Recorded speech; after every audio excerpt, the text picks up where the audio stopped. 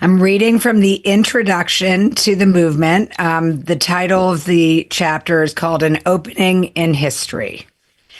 In 1963, a 20-year-old American woman could not expect to run a marathon or play varsity sports in college. She could only dream of becoming a doctor, scientist, news reporter, lawyer, labor leader, factory foreman, college professor, or elected official. She couldn't get a prescription for birth control, have a legal abortion, come out as a lesbian, or prosecute her rapist. By 1973, the doors to these options and opportunities had cracked open, and a woman turning 20 in 1973 faced a future of possibilities that no generation before had ever experienced. Revolution, radical change, tidal wave. How do you describe a period in history when the consciousness of millions of people fundamentally changed? When women, for the first time in recorded history, found the freedom to be who they needed and wanted to be. This generation of women, as one feminist wrote, found an opening in history.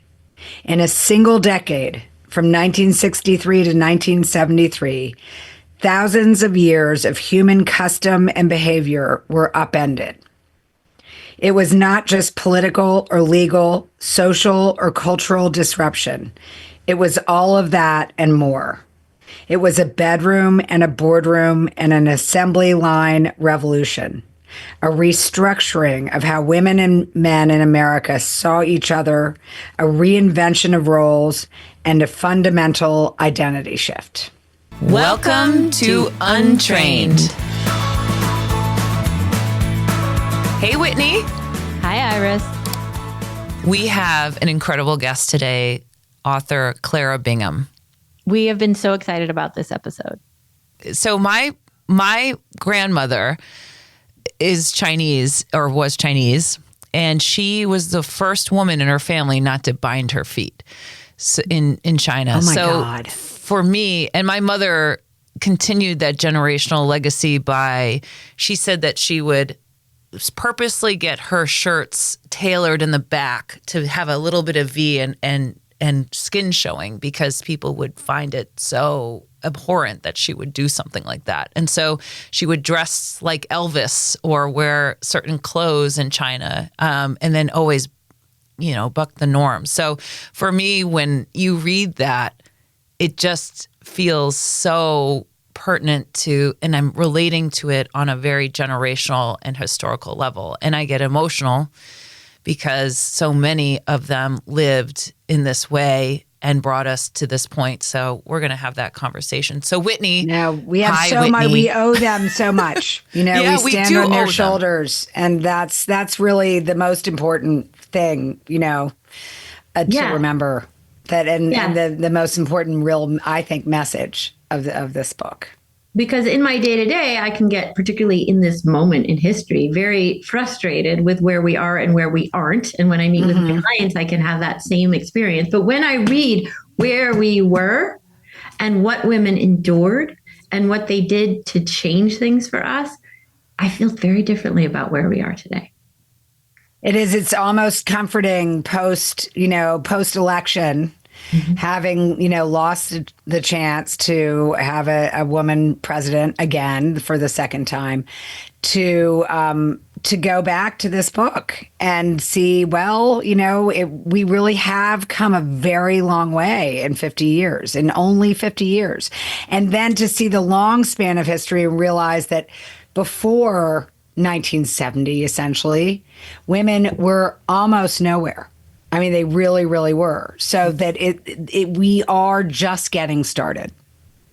And I think that that's one of the things the book offers. It offers these real stories of real women and real suffering and real courage and what it was like for them and what they did to change it. And I've just found that, again, it leaves me with grief and hope and appreciation and outrage and all sorts of things. But again, I just sort of learn things as lines in history, and this offers it as stories and real people, both in the book itself. I keep touching the book. And I also really love the audio version because you have different voices, literally actors reading the different folks in the book. So we started off with a bang, and let's tell our guests who we're talking to today. Iris? We are talking to Clara Bingham, and she's a distinguished journalist and acclaimed author whose work has consistently shed light on critical social and political issues. With a career spanning over 3 decades, Clara has contributed to publications such as The Washington Post, Vanity Fair, and Newsweek.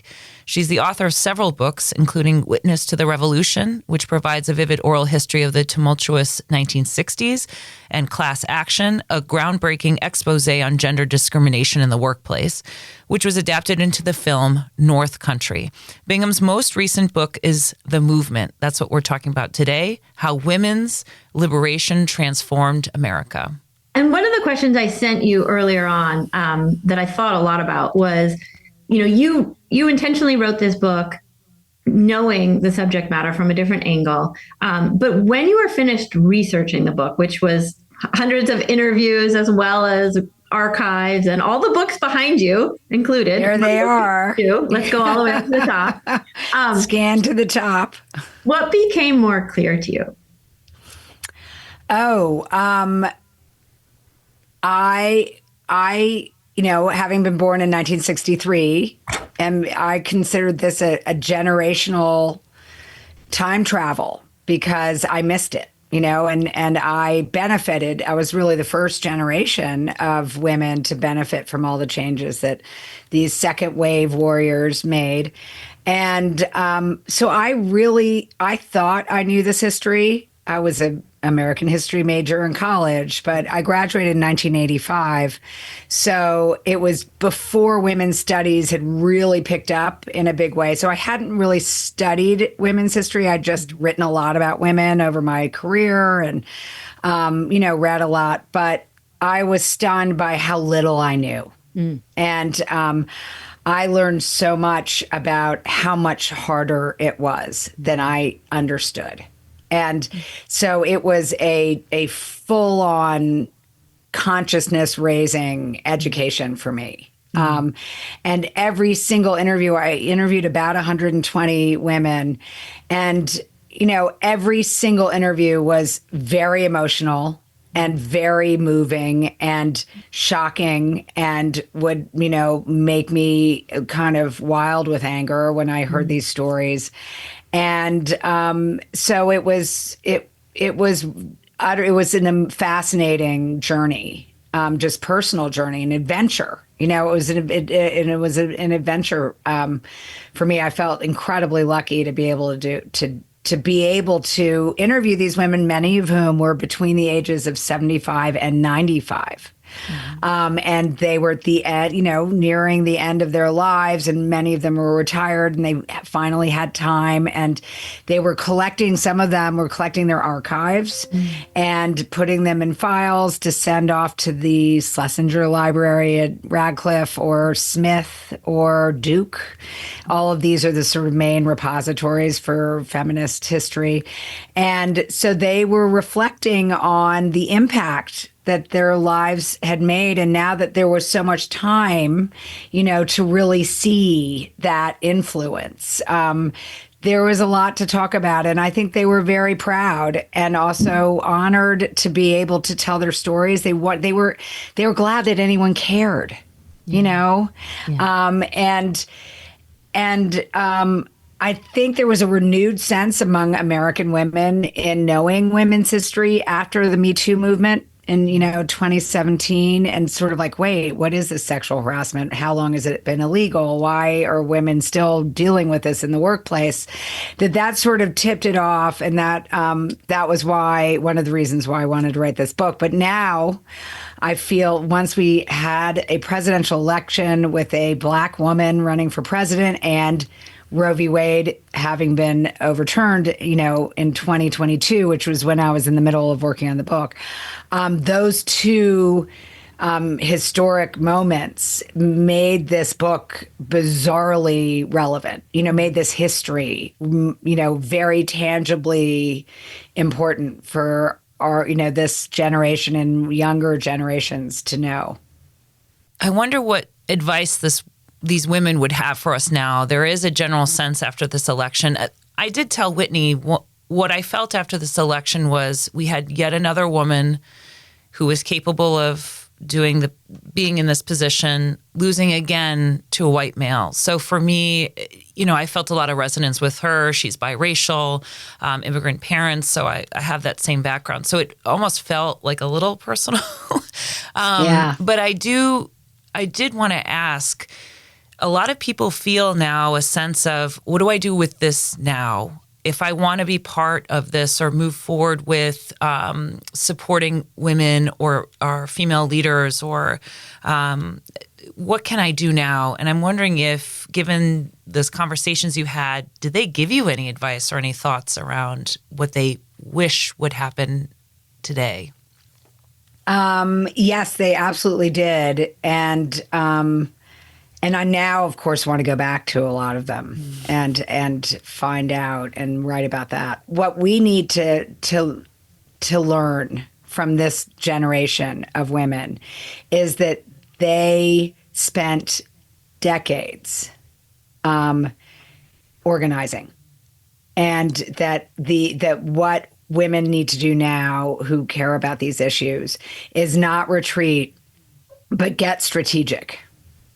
And then many of them who I wrote about, like Bella Abzug, who was a member of Congress, and Shirley Chisholm, who was a member of Congress, they understood the power of democracy and of being insiders and trying to get legislation passed, and that's really that's at the heart of being able to make real change, and that it's important as much as the system might have betrayed you, or you might feel an outsider in that system, to work the system. So I just feel like we have a lot of lessons that we can learn from them. One is, they hit you, they knock you down, you get back up. They knock you down, you just get back up. And and then also not to be so, I feel like I'm shocked. I mean, we're shocked by what happened. That this incredibly capable woman who ran a great campaign didn't win, and none of the women from the second wave would have been shocked, because they didn't. Their expectations were always lower, and ours are so much higher. But what we don't want is that shock to get in the way of action. So we can't let ourselves be defeated, and we have to realize that we still have a long way to go, because we just are getting started. Historically, we're only a few generations in to being empowered in the public sphere, and the backlash is a real thing. And it, of course, started with Phyllis Schlafly, who rears her head near the end of my book after the ERA is passed with a huge bipartisan majority in the House and the Senate, and it heads off to be ratified by 2/3 of the states. And it looks like in the first 2 years, no sweat, it's going to be part of the Constitution. Women will be in the Constitution and will be equal. And then Phyllis Schlafly does a genius job of propagandizing and organizing and scaring people, with a lot of disinformation that if the ERA passes, if you get divorced, you'll never get alimony. Women will have to go immediately to the front lines and fight the war. Bathrooms will be, multi-gendered. And things like, and housewives will lose respect, and will know it will no longer be safe and okay to just be at home and raising your kids. So she did such an effective job at that, and it was the beginning of the reaction, the backlash to women trying to empower themselves in the public sphere, and that is this is an age-old fight. And the resistance to women having power has been going on since, the Roman Empire. And so that, I think, would be another lesson that we learn from this generation, that there will always be forces that are very ingrained in our culture, that are almost primal, I think, that will not want women to be equal, to have equal rights, that's very threatening. So that's something to accept in a way. I feel like I'm older than you guys, but generally grew up with a sense of freedom and equality and power to some extent. And so whenever it kind of comes back at you and it changes your point of view, that actually everyone doesn't think that too. It's always surprising. And I think part of the effort, part of the way to move forward is just to remember, actually, that's there. It's always going to be there. We have to just accept it and keep on moving instead of let it defeat us. Yeah. Well, Iris and I often talk about, behind the scenes of this podcast, that we felt like, women went from primarily service roles, right, of serving the family, serving whomever, but their job was to be of service, and then into the workplace, and they still have that "how am I of service" mindset. So then they're running the homes at work, and now they barely have time to sleep or basic exercise, and so much of the work is helping them just find, again, freedom for themselves, but sort of within this very, very, very busy life where they have the title, they have power, but there are still freedoms that are missing, and they're very busy.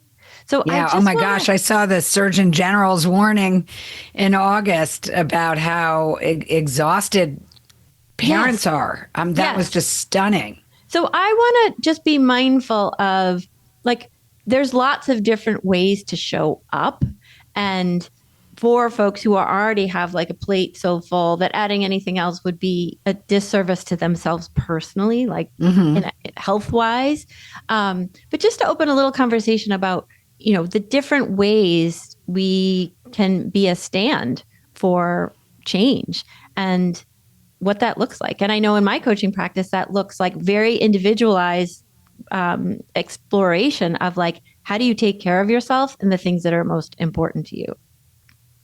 And I think that women now it's all about balance. I mean, there's no question. And what this movement was about, the second wave feminist movement, was about choice. Yes. It didn't mean everyone had to go and be Sheryl Sandberg and run a company. It just meant that women who were able and wanted to do that would be able to do that, who would have permission to do that. And I think that's what's so important. I think that it's really important not to vilify. It's so easy to vilify feminism, and to think it's anti-male. It means it's anti-home, it's anti-parenting. And none of that is right at all. It's just about choice. And and the problem is, once feminism achieved as much as it achieved, which was an enormous amount, women for the first time had choice. And with that became an enormous burden, right? I mean, so hard to do it all. I remember I have a saying that I love, which is, you can do it all, but not at the same time. Yeah, I like that one too. I'm thinking back at the characters in my book. There's a woman named Kate Shulman, who famously wrote a kind of manifesto called The Marriage Contract. And it's actually behind me. I can pull it out and show it to you. But she and her husband, they had 2 children. She and her husband wrote a contract out on who would take what duties at the household when, from childcare to trash to shopping and cooking and cleaning. And he agreed to it, and they had a 50-50 split. And they published it, and they were ridiculed by, the mainstream press, which back then, of course, was all white male journalists, and it was considered really outrageous and subversive in a way to the nuclear, the sort of sanctity of the nuclear family and the sanctity of the domestic goddess. But it would, of course, if we read the marriage contract right now, it would seem incredibly, relevant. Because I think personally, the only way women can have choice in the world between their domestic and their professional interests and duties is if they have a partner who will share a lot of the childcare. That I think really in the end, so much of this, especially for women with children, is about childcare and, how much. And I feel like many mothers have different bandwidths for how much they can, that everyone's really different that way. Yes. And so it's knowing yourself, knowing what is your bandwidth for how much mothering you can do versus what you need for yourself or what you need that's in the world. And everyone has a different, kind of level of that, but also having, being able to get help. And one of the really more tragic things that takes place in my book, along with the end of the ERA, is there was a universal child care bill, which Shirley Chisholm and Bella Abzug were very, very involved in writing and getting passed with huge bipartisan majorities. Again, the Republicans were completely on board with these changes. It passed in 1971, and Nixon vetoed it. And it would have literally changed lives for millions and millions of women now, generations along the line. There's never been a universal child care bill up for a vote in the House or the Senate since. So we are nowhere on that.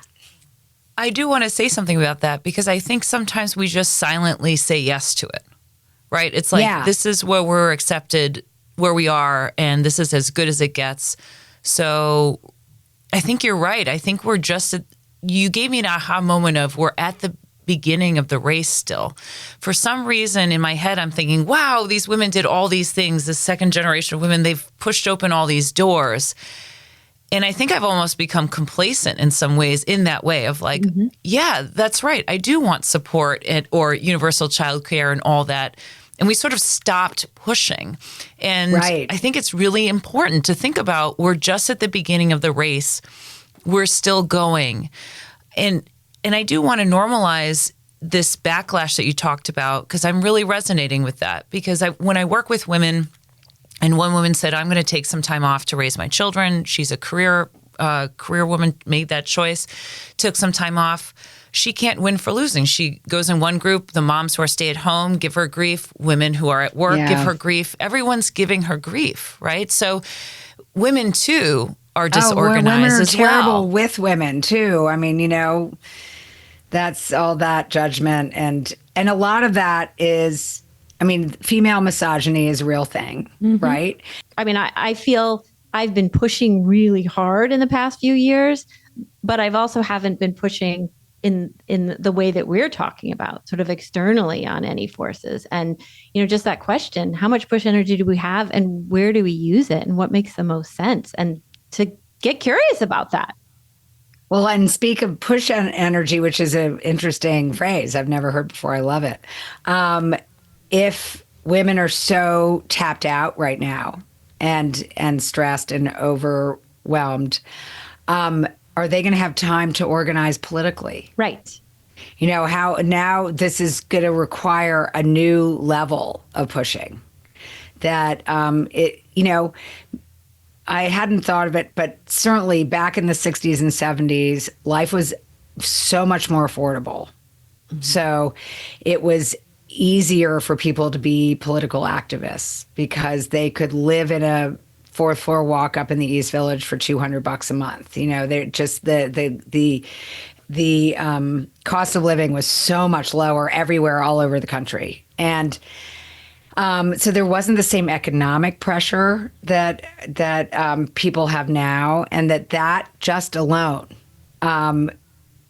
the economic pressure is has such a huge impact on how overworked people are and how much extra time they have for things like political organizing. And it goes back to childcare too, because childcare costs money, and not everyone can afford it, and then you have to pay for it yourself and all the things. So all these issues are very interrelated. One of the things you have a couple stories, sports stories, and we wanted to be sure and touch on that because as elite athletes, and you were a very successful downhill skier, there's something about the athletic stories that are so tangible and inspiring. And so I wanted to talk a little bit about that, and also like as it relates to today, you know, where we just had an Olympics where the women were extraordinarily successful and extraordinarily visible. So what was your takeaway having interviewed, you know, Bobbi Gibb and Billie Jean King and Julie Heldman and a bunch of and Rosie Casals. Mm-hmm. And what is it about sports that Donna DeVerona? Yeah. Oh, I know Donna. Yep, she's great. Isn't she great? Well, I had that same thing. It was funny when I had friends read my manuscript as I was working. The ones who were not athletes were like, I think you should just cut all that athletic stuff. It's just not that interesting. I'm like, what? You know, that's what I really relate to. And then others would say, you know, I think, you know, you have too much politics. So the thing about the book is there's sort of everything. There's something for everyone in there. I mean, I had to cut music, which was sad. There's so many other parts of the world that I couldn't touch on: science, business, movies. But anyway, I got sports in there, and I think it's not just because I was an athlete, and even I wanted to play hockey when I was young in the 70s, and I couldn't. I was kicked off the ice because girls weren't allowed to play ice hockey in New York City when I was growing up. And also Little League had not accepted women yet when I was young and wanted to play Little League. And so I've always been one of those women who had the opportunity to feel real empowerment went through athletics, which is a great feeling. And so when I interviewed, for example, Bobbi Gibb, who was the first woman to run the Boston Marathon, and it was 1966, and it was completely illegal. And she had been told, as many women had by their doctors, that if you run very long distances, your uterus could fall out. It would be physically dangerous. You're sweaty. You don't want to sweat. It's not feminine, you know. And so it's so hard for us now to imagine the taboo that was around women athletes. And it's also so symbolic of everything. It was women were told they were too weak and they were too fragile to compete athletically, essentially. I mean, my mother, who was very athletic, played half-court basketball, which is what the girls' basketball rules were, because it would just be too much to run the whole court, you know. So, and then they had to wear bloomers and all these ridiculous outfits. So Bobbi Gibb goes. She's from Boston. Her father takes her to look at the marathon in 1964 when I think she's in high school then. And she saw these runners, and she knew that she had to do that and that she was a runner. So this was an identity thing. Meanwhile, her mother, who's miserable, had gone to college, white, privileged, lived in the suburbs, was reading Betty Friedan's The Feminine Mystique, and, you know, living on Valium and Chardonnay, completely miserable. And Bobbi sees that and says, I can't be like her. You know, I need to have freedom. I need to be who I am.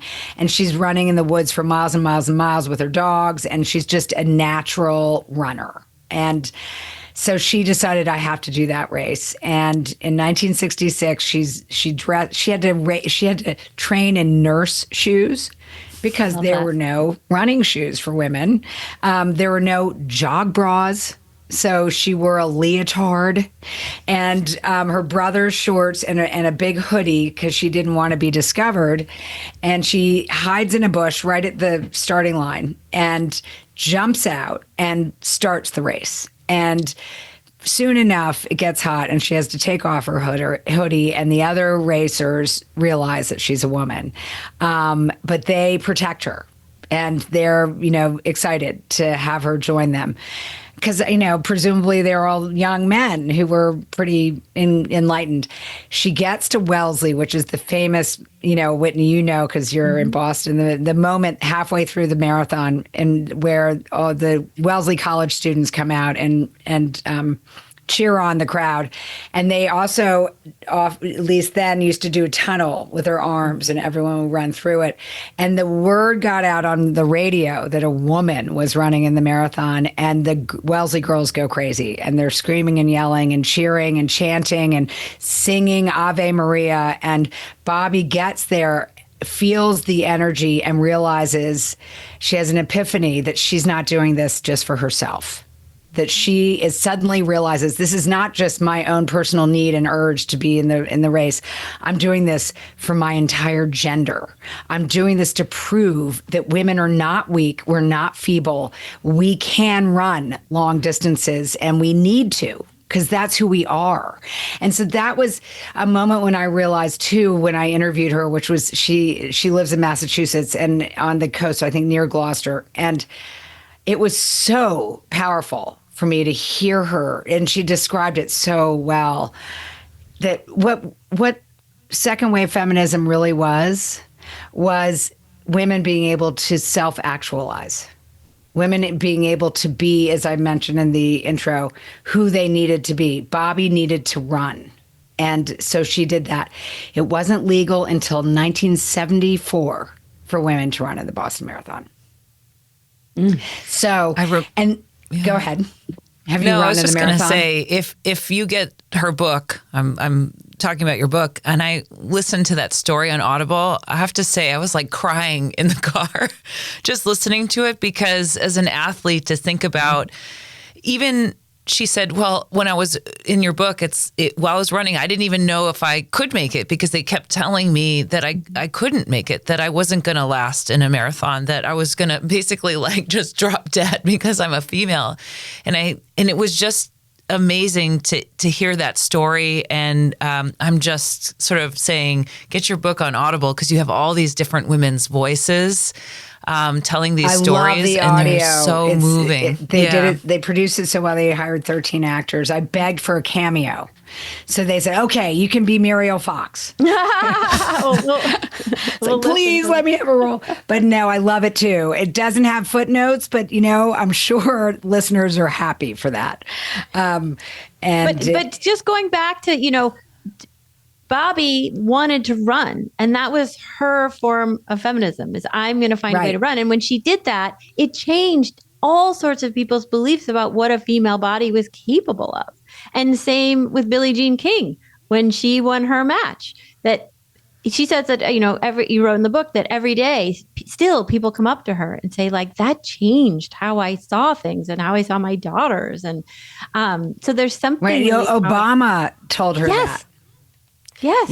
Yeah. Because that was the Battle of the Sexes, just for listeners who might not have known, in 1973. And I essentially end the book with it. And Bobby Riggs was this he was a showman and a huckster, and he was a big bettor, and he just wanted press attention. And one of the ways he got it was by being a very outspoken sexist. And it was very it was popular at the time to sort of put down women and give them a hard time, be anti-feminist. And, they're all a bunch of crazy, hairy lesbians. And so he had fun. He had, wit. And so he was pretty funny. I remember that one of the headlines is Billie Jean King outlives the lip. So they called him the lip. Because he was such a talker. But he challenges her, and they play in front of 90 million people. It was a massive television audience in a huge stadium in Texas. No one had ever played tennis in a massive football stadium, essentially. And it's hard for, I mean, I was 10 at the time, so I actually remember it. And that's why President Obama, who's about my age, remembered it as a kid, because everyone was talking about it. It divided families. Because, you know, the men wanted him and the women wanted her. People were betting money, and Billie Jean King, sort of like Bobbi Gibb, understood what was at stake here, and it was a lot. It wasn't just about who was going to get the prize money and who was going to win. She was defending her entire gender by winning that amazing match in 3 straight sets. And it was an incredibly important symbolic triumph for women. The other thing that comes into sports in the book is Title IX, which was an amendment to the Education Act, and it passed in the early 70s, also by large bipartisan majorities. But it was really about giving women access to education and access to academia in terms of being professors and being allowed to go to professional graduate schools. Like medical schools only accepted 5% women, same with law schools. They had quotas for women. There were very few tenured professors anywhere in academia. So that was how Title IX started, is like, let's reform education so women can get educated. And have, rise in the ranks. But as an aside, it mentioned also activities. Just the word activities, didn't say sports. And the people who did this knew what they were doing, but it was very much under the carpet, and no one lobbied for it. They were told, don't lobby for this. Don't bring all the women out for this. And it passed, and only after it passed did the NCAA realize, oh no, what's going to happen to our football? If we have to spend as much money on women's sports as we do on football, we're in trouble. And it took about 10 years for the sports aspect of Title IX to become law, which is why you two are athletes. So I wanted to shift back to your question, Whitney, and maybe this will help bring some of this home, is what is this third wave, right? So what do you think after this election we can look forward to? What are you thinking? What are you looking forward to? What are you hoping? What is this third wave? Can we call it a third wave yet? I actually think I don't know this really well because I'm not a great student of all the new waves, but I think the third wave of feminism actually took place in the 90s after Anita Hill. When sexual harassment became, I wrote about this in 2 books, sexual harassment became illegal, which it wasn't before. And women started to get into the workplace in much bigger numbers than they had before. And then I've always thought of the Me Too era, which is, of course, kind of generation 2 of sexual harassment in the workplace, as 2017 around, you might consider that the fourth wave. But, maybe we're in the fourth wave now. Why don't we say the next wave? We don't need to know let's what just number. do that. We don't need a number. Next wave. Next don't wave. need a number. So back to you, Clara. What do you think about this next wave? What is it comprised of? What does it look like? I mean, I think this next wave, first of all, this is the first generation, the first of women who will have fewer rights than their mothers. Well, we like to end is there anything we can each go around and say, like, what were our biggest takeaway or what our biggest message that we want to share is? So, Iris, do you want to go first?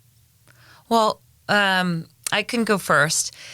I think it was very important for me to hear the message from you, Claire, of like, we're still at the very beginning of this movement that these women started.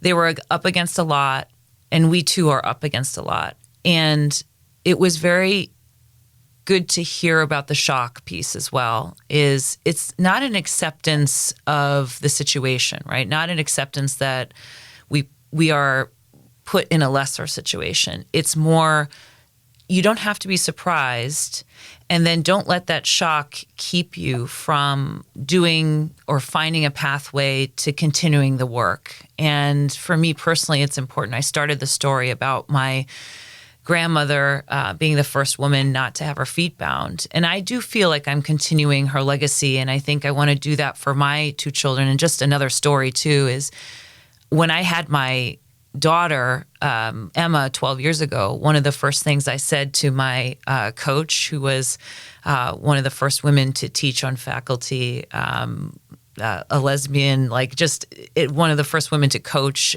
nationally, I said, I'm afraid to have a daughter in this time period.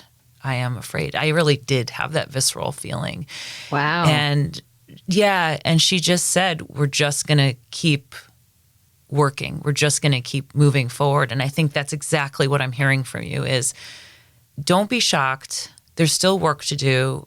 And your work, big or small, is going to make an impact. And the point is just to keep moving forward. I think as somebody who can get discouraged and wants to put my head in the sand, I have gained so much from engaging with your book, The Movement, and from this conversation. And I think, a lot of people are saying let's look at the reality of the situation. Let's get honest with it. Let's absorb it and stay engaged. And so I think what I'm taking away of it, just the value of engaging with this topic, with engaging this moment in history, with engaging in our history and being with it and respecting it and learning from it. And that's part of the way forward. Right. Past is prologue. It's really important to know our history as we move forward. And we don't live in a vacuum. And it's so important to realize that. And so many people now think this is the worst time it's ever been for women, and it's so easy to see that. I spoke at my old school that I went to where my daughter went here in New York. That's an all-girls school last night. And there were all these young students there who in 5th grade and 6th grade. And I realized that they must think this is absolutely the worst thing that's ever happened to women in American history. Why would they not? And that's why it's so important to go back to these stories of what happened, what women were doing 50 years ago. And to realize there are a lot of patterns that are similar, and that what the women who helped pave the way for us did is they didn't give up. They kept on getting knocked down, and they kept on getting back up. And that's basically what we have to keep on doing. Okay, Whitney, what do we say at the end of every podcast that we do? Well, I don't know. Is it still appropriate? Keep on training? I guess it is. Keep on training. Keep on going. Yes, keep on going. Maybe that's for today. No, I like training. Let's train. Yeah, but well, we got to keep on training, right? And we got to keep training. We got to keep working. We got to keep going. So I think it is keep going. Keep on training, keep training, and keep going. That's how we're going to end today. That's a good one. And if you like our content, make sure that you like and subscribe on wherever you get your podcasts. Definitely Apple Podcasts. If you want to give us a review, that would be wonderful. And you can like and subscribe on YouTube. We have a wonderful and Get the Movement by Clara Bingham. Learn your history. The past is prologue, as Clara said. And also we wanted to announce that on Listen Notes, Untrained Podcast has become top 10% globally. I went to go look up what that algorithm actually meant. They wouldn't let me know what that is, but I'm going to be very proud of us. And and I think we're just going to keep on going. We're going to lend voice to people like Clara. We're going to lend voice to others that want to help others keep on training. So you guys are the best. Listening. Yeah. Thank you. I can see why everyone wants to listen to you.